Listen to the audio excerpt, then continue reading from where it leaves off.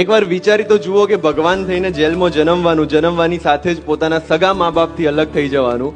જ્યારે ગોકુળની અંદર માંડ સમજણા થયા હોય ત્યારે પોતાના પાલક માતા પિતાથી અલગ થઈ જવાનું. જીવનમાં પોતાનો પ્રથમ પ્રેમ રાધા મળવાનો હોય ત્યારે એનાથી અલગ થઈને મથુરાની અંદર પોતાના સગા મામા કંસનો વધ કરી લેવાનો, અને ત્યારે મથુરાની ગાદી મળવાની હોય ત્યારે તે બીજાને આપીને સાંદીપની મુનિના આશ્રમમાં અભ્યાસ માટે જતું રહેવાનું.